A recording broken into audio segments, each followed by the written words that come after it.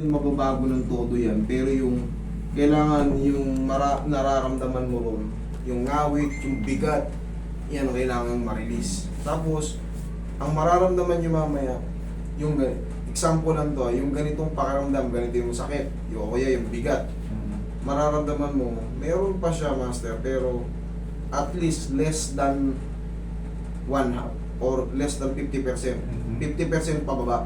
Ganun na kailangan maramdaman after treatment.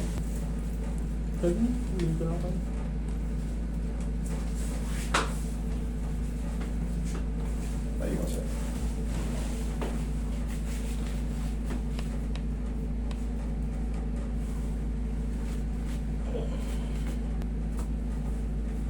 Relax lang.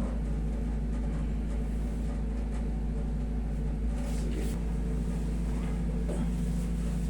Kabilang side, sir.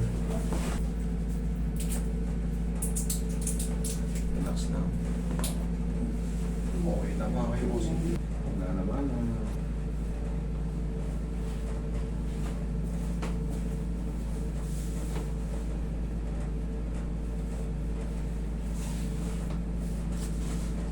Relax lang.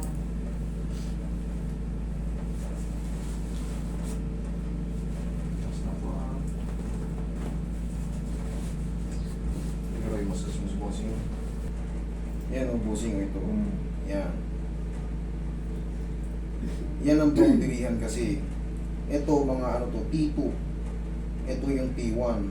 C1, C2, C3, C4, C5, C6, C7. Yan ang boundarihan. Ito, yung T1 mo, nakalubog. Pero itong T2 mo, tapos yung mga kasunod. Pero very, very small pa lang.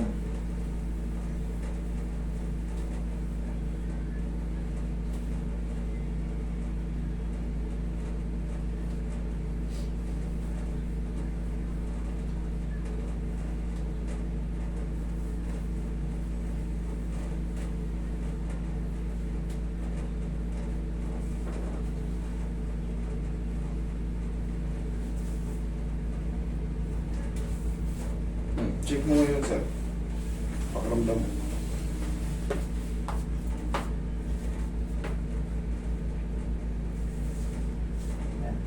Ha? Good? Thank you, Lord. Okay?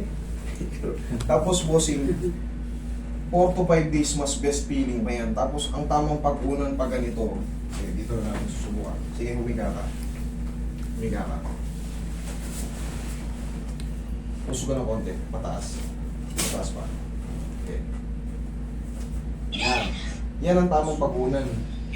Baka ganyan. Okay, yan. Pwersado yung leg So, mo. yung sabihin nakasalo dito sa likod ng... Kasama yung likod mo. Pag nakaganyan ka, masakit sa leeg? Hindi. Hindi. Masarap, no? O, ganyan ha. Pero ito, syempre, dudulas yan pag wala sa edge ng ano, pader eh. Bossing. Okay lang.